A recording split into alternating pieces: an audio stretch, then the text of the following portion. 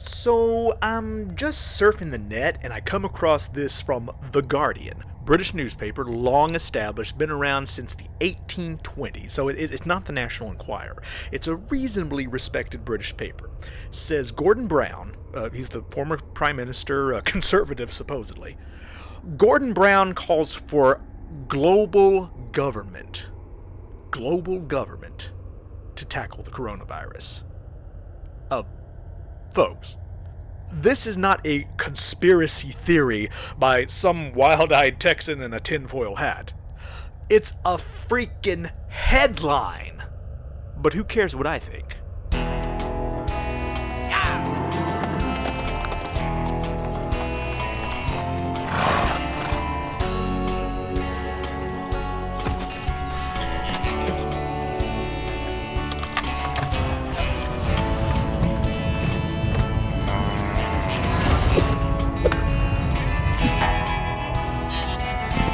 Who cares what I think?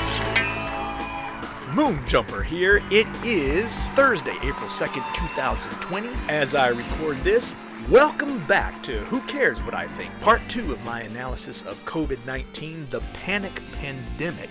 If you missed part 1, I encourage you to go back and watch it, but here's the brief recap. Previously on Who Cares What I Think, I talked about the sheer panic that is gripping the residents of my own small Texas town, the panic shopping, the hoarding, the lack of food and basic supplies we all need.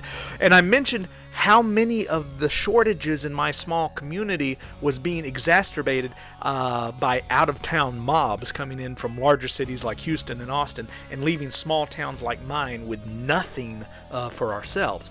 But more to the point, how this entire national and world panic over what I acknowledged is a serious virus, a serious threat, a sheer panic like this is self-defeating, self-destructive.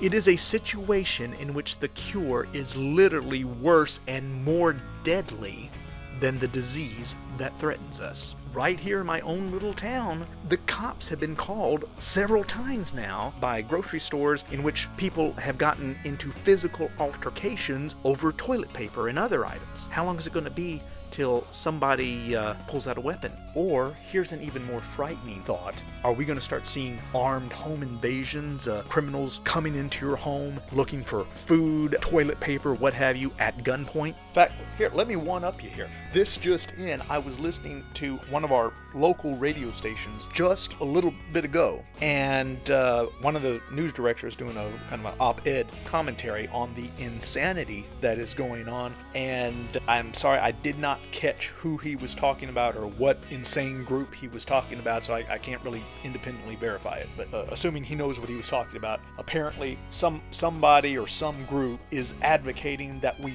shut down all the grocery stores. Are you insane? Do you not eat? My God, what are we doing? And look, I'll be upfront with you as we're getting into part 2 of the panic pandemic. There may be times in this discussion that it seems like I am speaking out of both sides of my mouth, and yeah, in a way I am. Because just like all of you, I am trying to figure this out, what is happening around us all, to balance rational thought with the madness that is surrounding all of us. And it ain't a perfect science. Yes, it's absolutely prudent that we do the social distancing and take all reasonable precautions to keep this thing from getting out of control, which it very easily could. But at the same time, it is also equally prudent to be watchful of those who might use an opportunity of a crisis to grab unconstitutional power.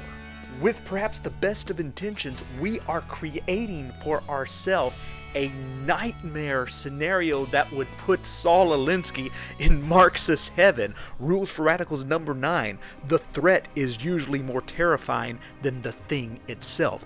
Direct quote. We are doing this to ourselves and creating openings for those whose intentions might be less than pure. No, this isn't some global conspiracy concocted by the Illuminati or the alien lizard people from Aldebaran or whatever.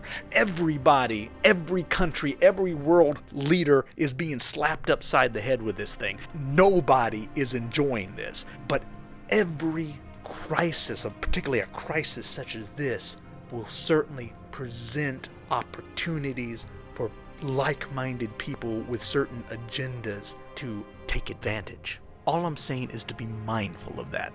Use common sense. Take every reasonable precaution to keep yourself safe, to keep your family safe. And I absolutely believe that most of the doctors and scientists and the president, vice president, the governors are all doing the best they know how to avert what they believe is going to be a potentially horrible pandemic. And I appreciate that. All I'm saying is just be watchful of the types that might, let's just say if the ghost of Saul Alinsky walks up behind you and says, hey, Moonjumper, I know how you can be guaranteed not to get the virus here. You jump off that cliff, you won't get that virus.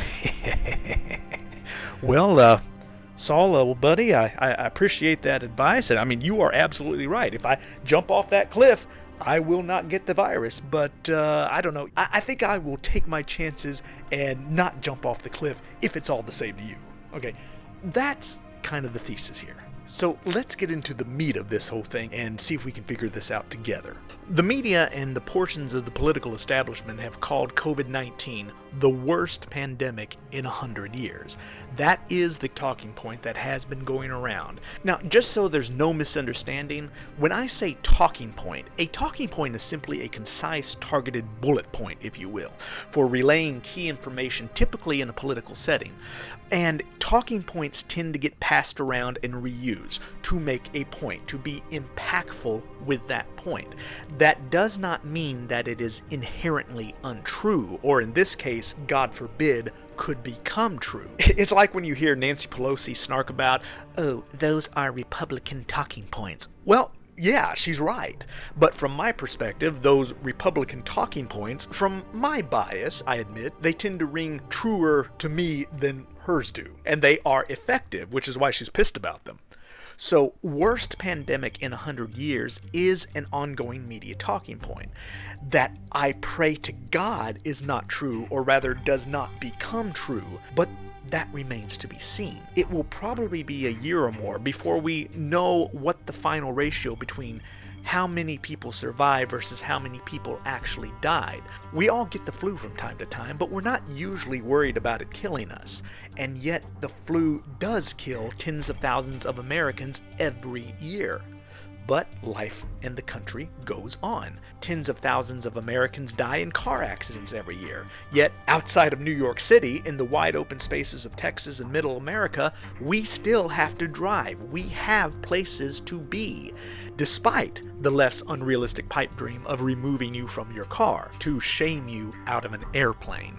They say it's to save the planet, but what they really want is to keep you immobile. Your mobility is one of the biggest pet peeves of the left because it hampers their ability to control, to enforce. So talking points are effective, particularly as the media and politicians tend to use them to accentuate the most dire possible outcomes. Often they're designed to fearmonger, even when they are based on some kernel of truth or mathematical assumption or estimate, such as a computer model predicting the worst pandemic in 100 years. Well, if that fits a particular narrative that the media finds exciting or even more desirable per their own partisan ends, then that talking point becomes gospel and it becomes permanent.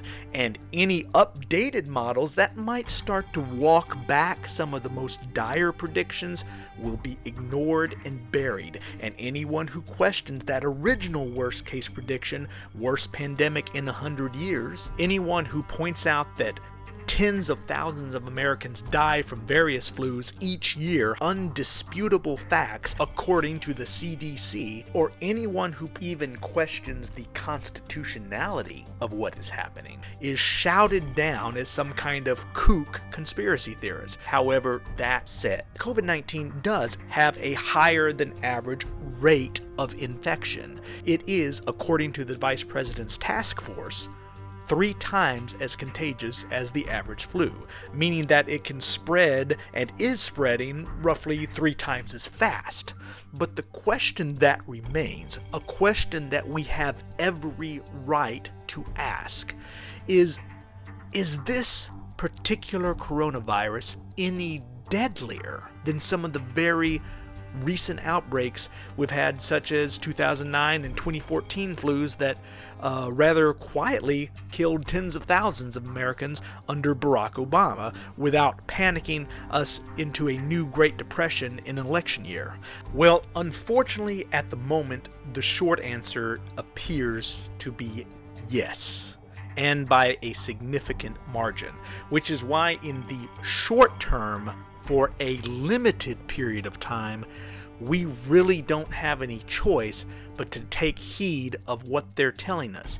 Practice social distancing and shut down the entire economy. Literally our lifeblood. Folks, we do not eat without a functioning economy. I just want to make sure that all the Bill Maher's out there fully comprehend the magnitude of the self-sacrifice we're talking about.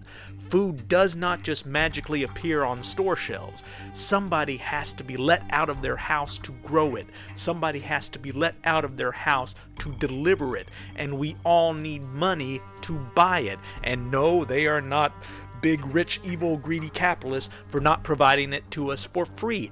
They have to survive too, and they are not our slave labor. They are us. A lot of you hearing my voice have those jobs. I was in the food service industry.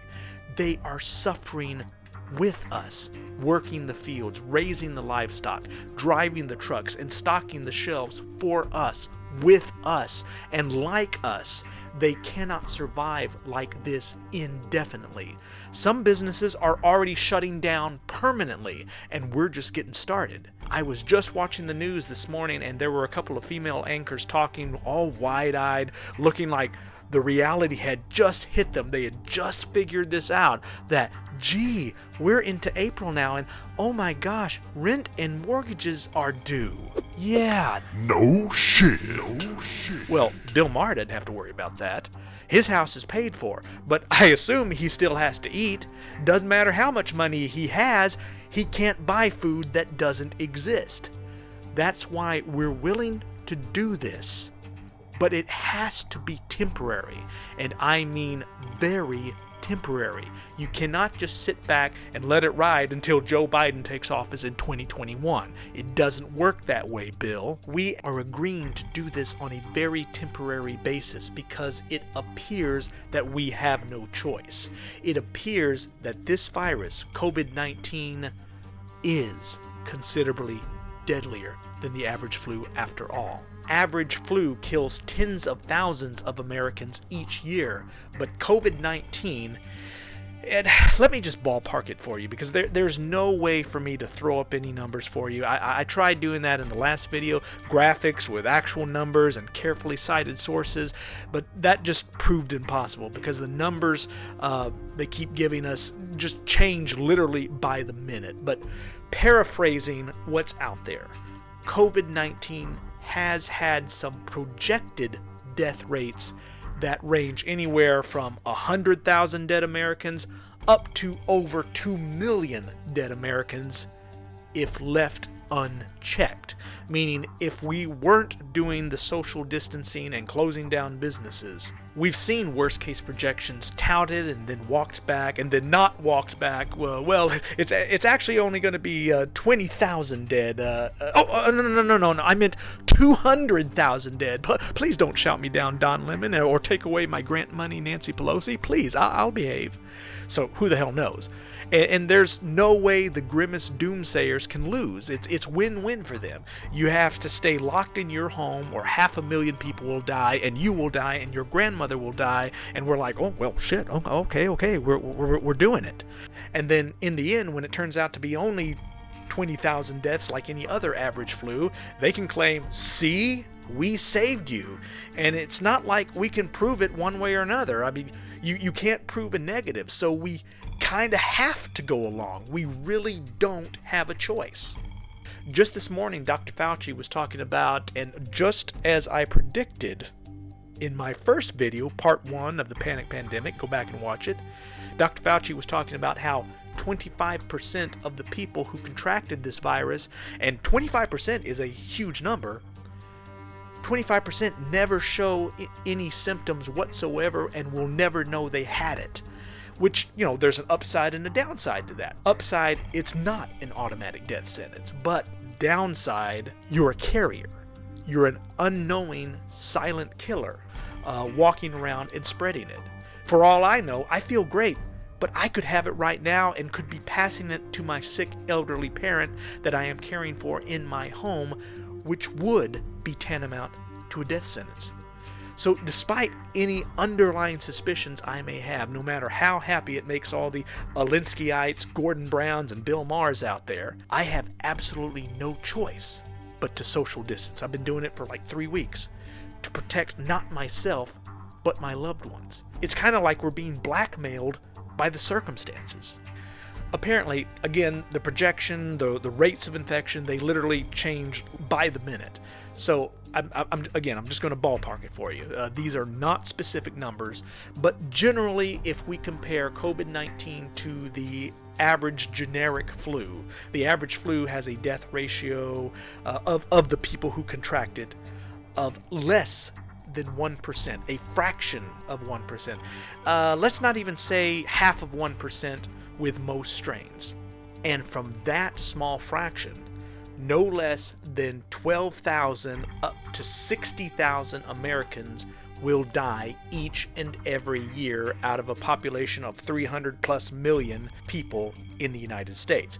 30 million people living right here in Texas. COVID-19, by contrast, we're told has a death ratio of over 1%. I think the last I saw was, it was 1.2%. But let's just be real conservative and say it's 1.5%.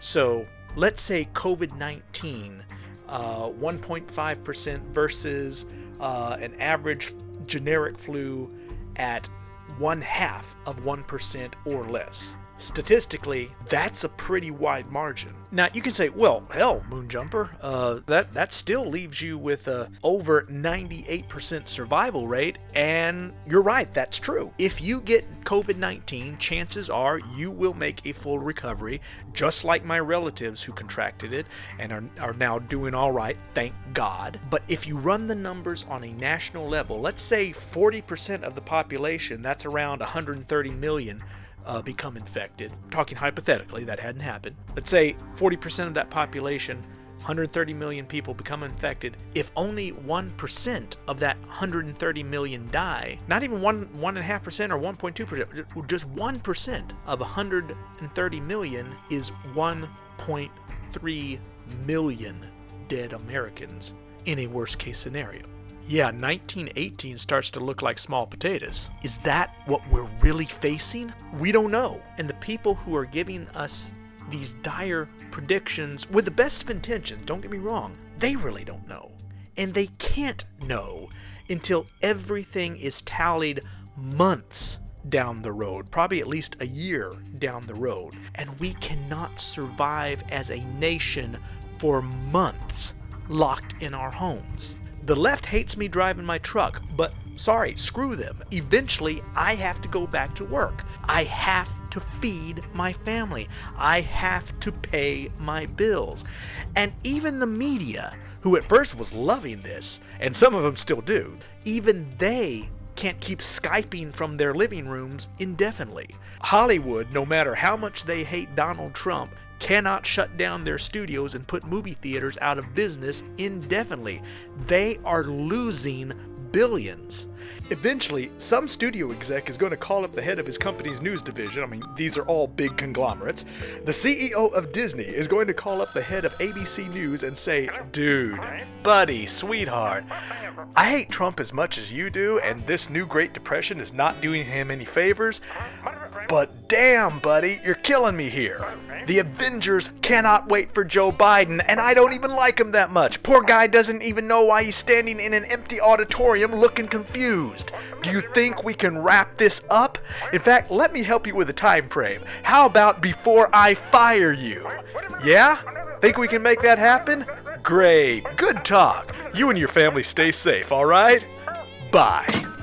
The problem for that news director is he's in a bit of a pickle now. When all of this was bubbling up, the news media had failed with Russia, failed with impeachment. So here on the cusp of the 2020 election, probably feeling pretty bummed that they were going to have to do whatever they could to drag Joe Biden's ass across the finish line when he doesn't even know what state he's in, and facing the best economy we've had, well, certainly since Reagan. Suddenly, out of nowhere, communist China, the media perks up and sees a chance for one last Hail Mary pass to finally get rid of Donald Trump. 2-3 weeks ago, they were so arrogant, they thought they were in on this. You know, worst pandemic in 100 years, wink wink. But what they didn't realize until it was too late was that this was actually real. That's the irony of it. And now it's out of their control. They can't stop it. It's actually killing people. A lot of people, including, God bless them, journalists. So I'm not making light of that. But I am trying to illustrate the mess we are all in. And now to add insult to the media's injury, as they are now sobering to the reality that not only are they not in on this pre-October surprise, hell, it's even worse than that. Trump's poll numbers are actually up instead of down. The American people see a president who is rising to the occasion and leading. The American people see a president who knew this was coming back in January when he was instating travel restrictions in and out of China, which the media and Democrats all called xenophobic, while Adam Schiff was on the floor impeaching the president. Whoops. This wasn't quite the conspiracy they signed up for, because the worst pandemic in 100 years looks like it may actually be real. And maybe what should have tipped them off, kind of what tipped me off, was not just when the hero of Brexit, Boris Johnson, said it, but especially when Bibi Netanyahu said it. Both of whom, by the way, actually happen to like Trump. These three leaders, Johnson, Trump, Netanyahu, are hardly members of the vast globalist conspiracy. No matter what the East Left Coast bubble thinks, the world does not hate Donald Trump so much that every nation and every world leader on the planet is going to stage the worst pandemic in 100 years just to take down Donald Trump. They have their own crises to deal with. A time of disruption in the life of our country. A disruption that has brought grief to some, financial difficulties to many, and enormous changes to the daily lives of us all. So that's what drove it home to me that this was real. Because at the beginning, I was highly suspicious of the timing, and the media and the Democrats were doing nothing to assuage me of those suspicions. We know that politics permeates virtually everything we see in the media. That's not wild-eyed conspiracy theory, that's reality, and we all know it. It doesn't have to be some dark, secret society conspiracy. No. Look, Gordon Brown could be just one guy pissing in the wind, hoping that this will somehow result in his personal dream of a great utopian united federation of planets where everyone is one happy socialist commune. Imagine there's no countries, no Christianity. Imagine all the people in re-education care. It doesn't have to be a conspiracy. All you need is enough like-minded people, i.e. leftists, who see an opportunity and collectively go along with a chance to grab power in a very real crisis. In other words, it doesn't even have to be coordinated. Conspiracies, by definition, are coordinated. I'm not tinfoil hat saying this is all coordinated. I'm saying all the left requires is an opportunity to seize power. And they will grab it no matter how messy, how destructive, no matter how many people their goal actually kills. Shoot them dead. Due in part to how utterly uncoordinated it is. It's not a conspiracy, it's a Bolshevik mob. They don't care how many lives it destroys. All that matters is that they win, that they are in power, and it isn't intended, as Gordon Brown claims, to be temporary. We are in a serious crisis. COVID-19 is real, but it's times like this that you should be particularly watchful of people advocating the suspension of all individual freedoms for the greater good, as they say. Freedom of speech, freedom of assembly, freedom of mobility, and calls to end or curtail how we elect our officials. You know, we can't have elections anymore, you know, too many people standing close to one another. We might just have to declare a winner. Or okay, I'll tell you what, I'll make a deal with you. We'll let you have your election, but you have to vote from home on your phone or computer. Now, it's too bad there won't be any paper trail to verify that how you voted is how you voted, and of course we'll also have no means of verifying that the voter is who they say they are, let alone a citizen. Oh well, you know, it's just the cost of doing business. But on the bright side, assuming you are who you say you are when you tap your little cell phone screen, and assuming your vote is recorded accurately and not altered by some nasty hacking bot, nasty little critters out there, then at least we'll know whether you voted correctly or not. I mean, it is your phone or IP address, which means your vote is no longer private. Gee, what a shame it would be if your incorrect vote, name, and address were to be, you know, accidentally doxed. You hear a bunch of racket outside, peek out your window, and see an Antifa mob surrounding your house. That would be a shame, wouldn't it? You think it can't happen? You'd better pay attention. It's, Saturday, the 21st of March. Just came out of a couple of different stores. Right now, just walked out of Walmart. I'm about to go try H-E-B, but I expect to see the same thing as far as supplies in general. Now that the city is in at least partial lockdown. The supply chain, of course, is becoming worse now, not better. The only water available so far is actually Chuck Norris brand drinking water, which I'm sure is great. Having fun yet? Chuck Norris brand spring water is, I'm sure, is fantastic, but doesn't help my situation, and that is with my elderly parent who requires distilled water for medical reasons, for medical equipment, and bumped into a friend of my folks as well. She was facing the same thing for her husband, who has medical needs, needing distilled water. No distilled water whatsoever.